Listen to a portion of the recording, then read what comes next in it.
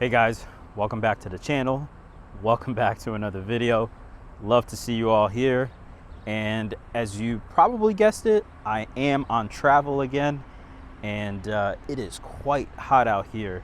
But nevertheless, even though it's hot out here, I still wanted to make a video for you guys because there was something that popped up on my timeline, and I thought it was interesting because I'm in a unique position when it comes to this topic. So I figured that I would talk about car payments. Now guys, before we get into car payments and before we talk about all that good stuff, make sure you go ahead and subscribe to the channel. Also turn on your notifications so that way you're notified whenever we upload videos. Don't forget to give me a like for the video as well, as it helps the channel grow, and share the video with a family member or friend because of course they should learn about car payments. Now guys, there's an interesting video that popped up on my algorithm, and it was from CNBC, and it talked about how car payments are astronomical and car payments are just really high. And I took a moment to watch the video, and I couldn't believe the amount of money the average car payment in America is. Car payments have reached record highs in recent years, and Americans are feeling the pinch. The average payment on a new vehicle rose 40% between April 2019 and April 2024. Some people will look at this and they will say, "Are you kidding me?" I mean, that's basically a house payment for a lot of people. Now, I don't know about you, but anywhere from $600 to $700 a month for a car payment, I don't know, to me that sounds a little bit ridiculous. Now guys, I'm in an interesting position where I pretty much drive every brand new vehicle that's available out there for free. And it's an amazing privilege to have, but it's very interesting to see it from my perspective because I know that a lot of folks out there are buying these cars and they're going into massive debts in order to do it. And it's quite interesting because a basic car, at least what I think is a basic car, is a Toyota Camry. And by the way, actually, I have one with me. Let me take a look here.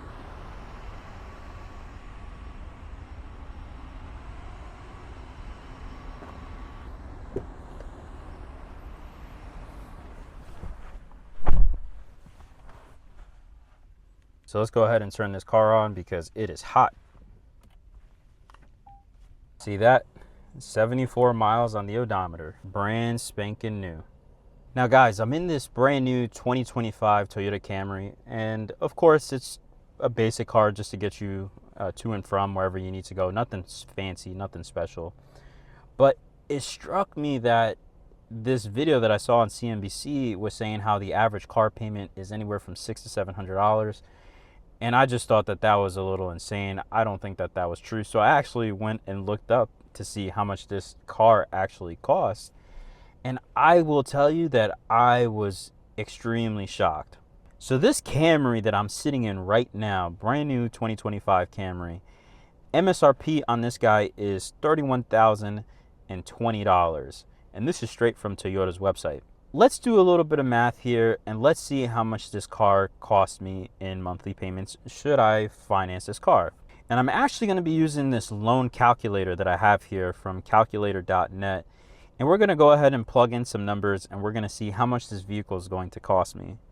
So if we put $31,020 and we put for loan term 60 months, which is 5 years.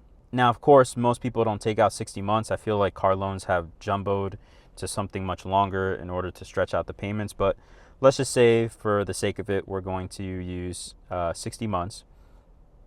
Interest rate, we'll go ahead with 7%. That's the going rate for today's interest rate on a brand new car. We're not going to put any down payment because, again, most people can't come up with $1,000 for an emergency.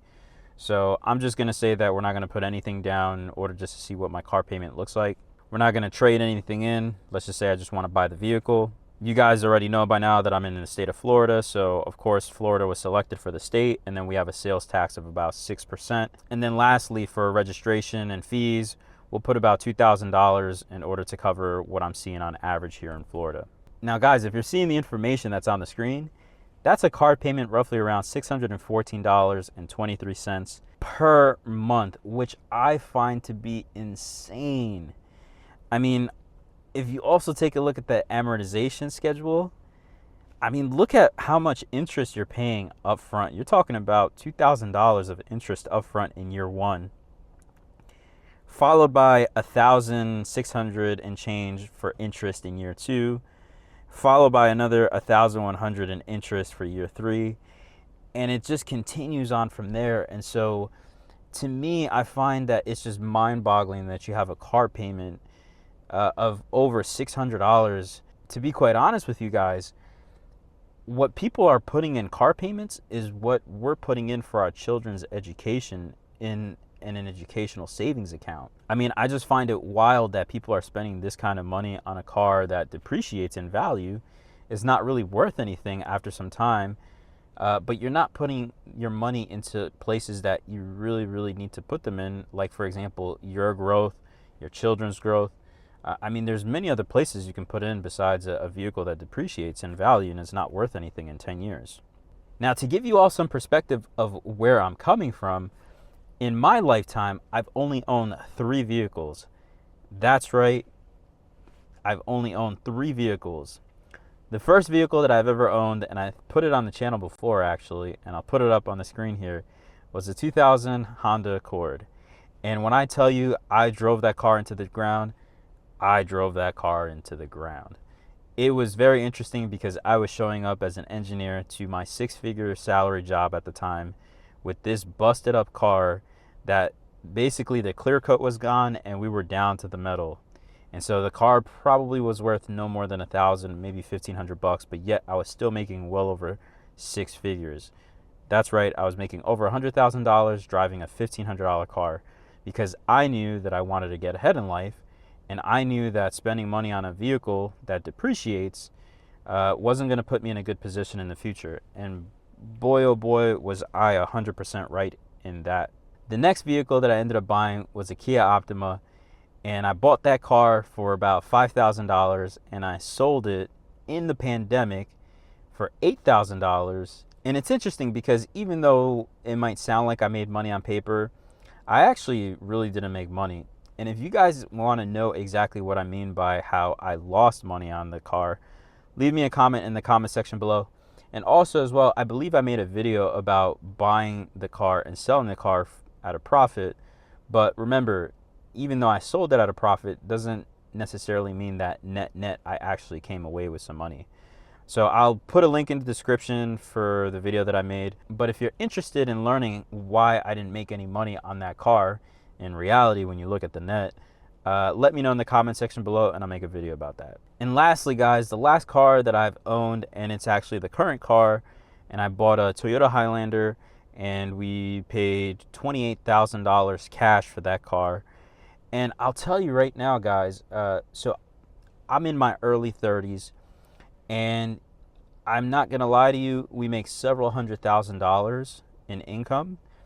And it's interesting to me because even making several $100,000 for the last couple of years, this has been the most expensive car I've ever purchased in my entire life. And I find it very odd that most people who make nowhere near even just $100,000, they'll go ahead and tie up their entire income by making car payments of $600 to $700 per month. So you're spending 30, in this particular case, right, 31,000 on this Toyota Camry that I'm sitting in right now. You'll spend 31,000 when the average household income is somewhere in the 60s, I believe, if I'm not mistaken, maybe in the upper 60s, I would think. So essentially, you guys are tying up half of your income in a car that goes down in value, and you're making these payments to the bank and you're losing out on interest. And it's just for the ability to be able to finance a vehicle where you can take that same amount of money, invest it into yourself in order to make more money in the future, or at a minimum, you could invest it for your retirement and just be able to have something when you get there. Take it from me and somebody who's, obviously been making multiple $100,000 per year. If I'm buying a vehicle for only $28,000 cash, which is a small percentage of my world, I just don't understand how other people are doing it, to be quite honest. It really doesn't make sense to me. Now, I say all this, guys, not to say that you can't have nice things. I think that you should have nice cars. I think that you guys should definitely buy what you want in life, make it a goal. And that can be anything. I mean, shoot, I've been in cars where, basic as a Honda or a Toyota Camry in this case, to, I've driven Lamborghinis.